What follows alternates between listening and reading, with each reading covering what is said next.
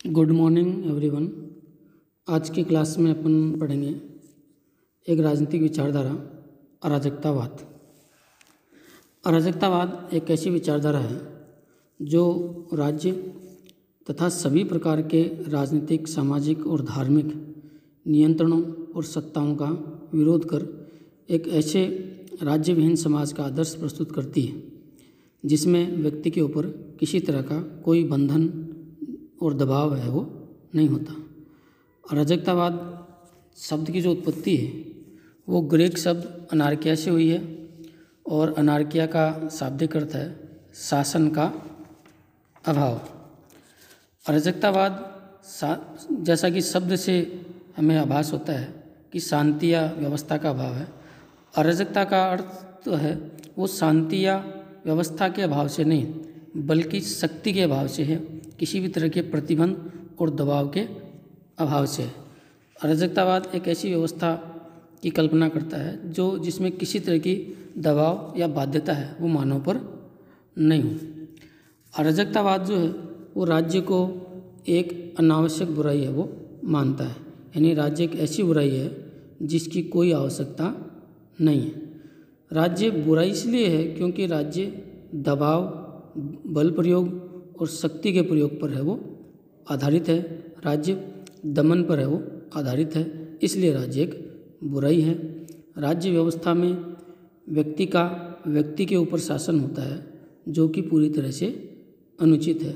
इसलिए अराजकतावादी मानते हैं कि राज्य एक बेकार की संस्था है जिससे लाभ की तुलना में हानि ही अधिक है।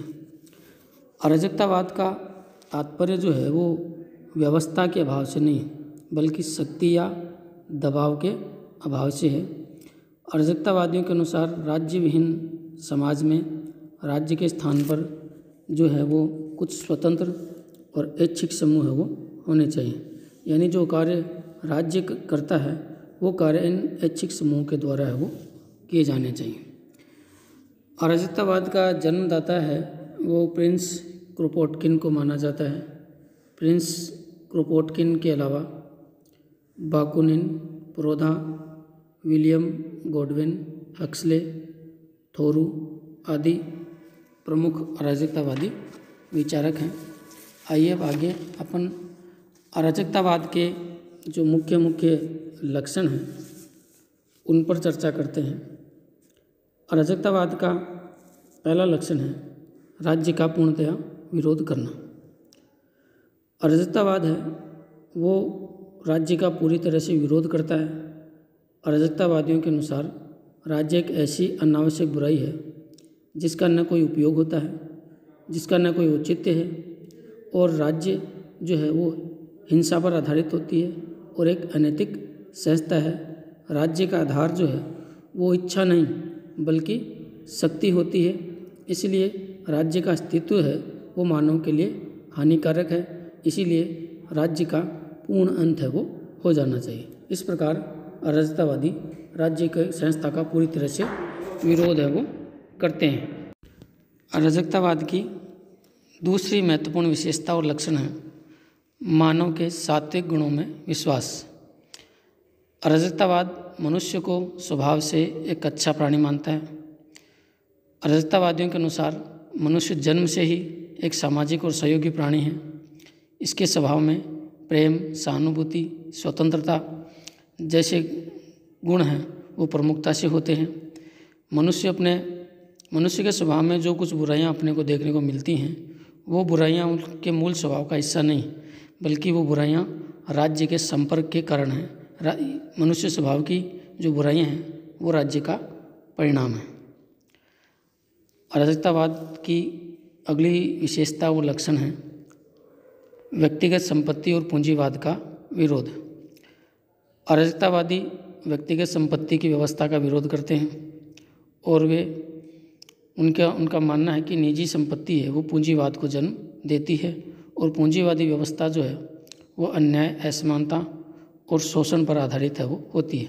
इसलिए अराजकतावादी जो हैं वो व्यक्तिगत संपत्ति और पूंजीवाद का पूर्णतः विरोध करते हैं। जैसा कि अराजकतावादी विचारक प्रोधो ने कहा है कि प्रत्येक प्रकार की संपत्ति चोरी है।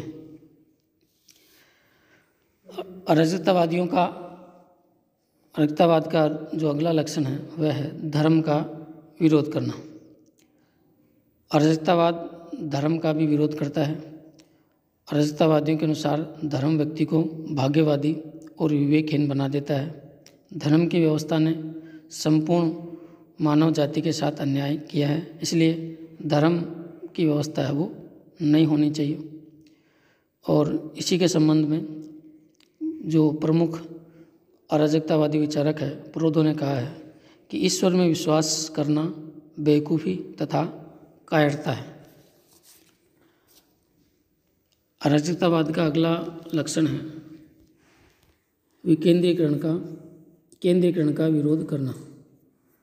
अराजकतावादी केंद्रीकरण के विरोधी हैं और केंद्रीकरण के स्थान पर विकेंद्रीकरण के समर्थक हैं। अराजकतावादियों के अनुसार उनके आदर्श समाज में व्यवस्था और प्रबंध के विकेंद्रीकरण पर बल देते हैं। अराजकतावाद समाज को स्वतंत्र संघों में संगठित कर समाज को संघात्मक रूप देना चाहते हैं। अगला और आखिरी जो लक्षण है वह है प्रतिनिधित्व को अस्वीकार करना। आधुनिक समय में अपन देखते हैं प्रत्यक्ष अप्रत्यक्ष प्रजातंत्र व्यवस्थाओं में जनता अपने प्रतिनिधियों के माध्यम से शासन करती है। जनता के चुने हुए प्रतिनिधि ही सत्ता का प्रयोग करते हैं, जबकि अराजकतावाद जो है वो प्रतिनिधित्व की व्यवस्था को ही अस्वीकार करता है। अराजकतावादियों के अनुसार एक व्यक्ति दूसरे व्यक्ति का प्रतिनिधित्व नहीं कर सकता। तो ये हैं अराजकतावाद के प्रमुख लक्षण। अब चूंकि अराजकतावादी राज्य जैसी व्यवस्था या संस्था के पूरी तरह से विरोधी हैं, तो प्रश्न ये उठता है कि राज्य नहीं होगा तो क्या होगा। चूँकि अराजकतावादी राज्य के अंत की कामना करते हैं, राज्य का खुद समाप्त करने का समर्थन करते हैं, लेकिन जब राज्य नहीं होगा तो क्या होगा, कानून व्यवस्था सुरक्षा सारी व्यवस्था जो है वो कैसे चलेगी। अराजकतावादी राज्य के विकल्प के तौर पर कुछ ऐच्छिक समुदायों का समर्थन करते हैं और उनका कहना है कि राज्य के स्थान पर जो ये ऐच्छिक समुदाय होने चाहिए और इन ऐच्छिक समुदायों की सदस्यता है वो भी ऐच्छिक होगी और सभी स्तरों पर ये ऐच्छिक समुदाय होंगे और राज्य के द्वारा किए जाने वाले सभी कार्य इन ऐच्छिक समुदायों के द्वारा है वो किए जाएंगे। स्थानीय स्तर से लेकर अंतर्राष्ट्रीय स्तर तक ये ऐच्छिक समुदायों का अस्तित्व होगा, उनकी चयन होगी और ये ऐच्छिक समुदाय ही जो है वो समस्त कार्यों का संचालन है वो करेंगे। अराजकतावादियों के अनुसार जब किसी तरह की सत्ता नहीं होगी तो पदलिप्सा अधिकार लिप्सा प्रतियोगिता नहीं होगी, जिसके परिणाम स्वरूप जो है सभी व्यक्तियों में सहयोग की प्रवृत्ति उत्पन्न होगी और सभी सहयोग से जो है वो अपना निर्धारित कार्य है वो करेंगे। ये जो ऐच्छिक समुदायों की जो राज्य विहीन व्यवस्था होगी, इस राज्य विहीन व्यवस्था में जो है उत्पादन के समस्त साधनों पर समाज का अधिकार होगा। प्रत्येक व्यक्ति अपनी सामर्थ्य के अनुसार प्राप्त करेगा और अपने सामर्थ्य के अनुसार कार्य करेगा और अपनी आवश्यकता के अनुसार प्राप्त करेगा।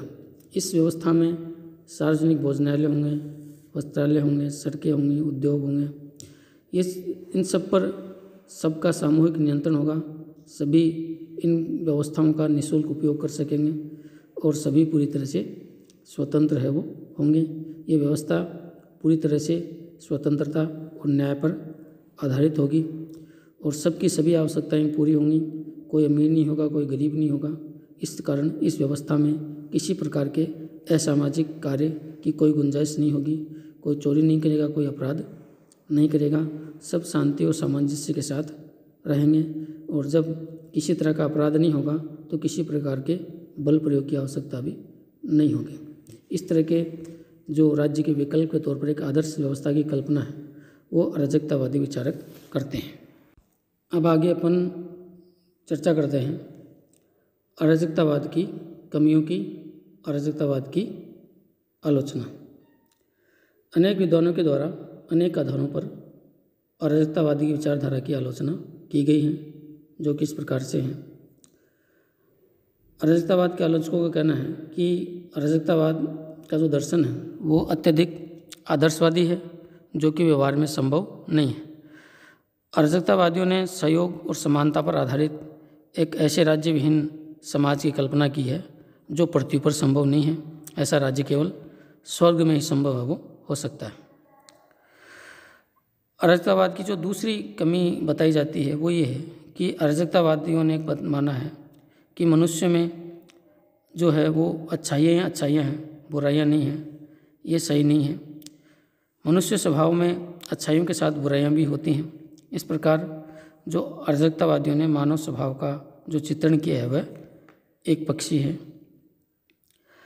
अराजकतावादियों की एक जो मान्यता है कि मनुष्य अपने स्वभाव से अच्छा प्राणी है, लेकिन इसमें जो दुर्गुण है वो राज्य का परिणाम है। यह भी सही नहीं है।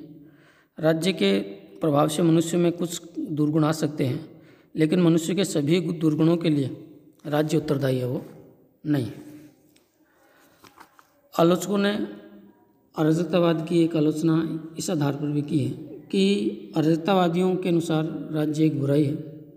यह सही नहीं है। राज्य में कुछ कमियां हो सकती हैं, लेकिन उनकी तुलना में राज्य में अच्छाइयाँ भी हैं जिनकी अराजकतावादी उपेक्षा है वो करते हैं। राज्य दमन और अत्याचार का साधन नहीं है, बल्कि राज्य जन कल्याण का साधन भी है। अराजकतावाद की जो अगली आलोचना है वो इस आधार पर की जाती है कि अराजकतावाद की ये मान्यता भी गलत है कि उनके अनुसार राज्य ने मानव का नैतिक पतन है वो किया है, जबकि वास्तविकता ये है कि मनुष्य जिस सभ्य समाज में रह रहा है उसका विकास जो है वो राज्य की सत्ता के अंतर्गत ही है वो हुआ है। अराजकतावादी विचारधारा की एक कमी यह है कि अराजकतावादी संपत्ति की व्यवस्था का विरोध करते हैं, जो कि उचित नहीं है, क्योंकि संपत्ति ही व्यक्ति को कार्य करने की प्रेरणा प्रदान करती है। और यदि संपत्ति की व्यवस्था समाप्त हो जाएगी तो व्यक्ति में वह कार्य करने की प्रेरणा भी समाप्त हो जाएगी, जिसके परिणाम स्वरूप विकास की प्रक्रिया ये वो रुक जाएगी। अराजकतावाद की एक कमी यह भी है कि अराजकतावादियों ने धर्म की व्यवस्था का विरोध किया है, जो कि उचित नहीं है। धर्म में कुछ बुराइयां हो सकती हैं, लेकिन यह भी सत्य है कि धर्म ने मनुष्य का नैतिक विकास भी है वो किया है। तो ये हैं अराजकतावाद की प्रमुख आलोचनाएं।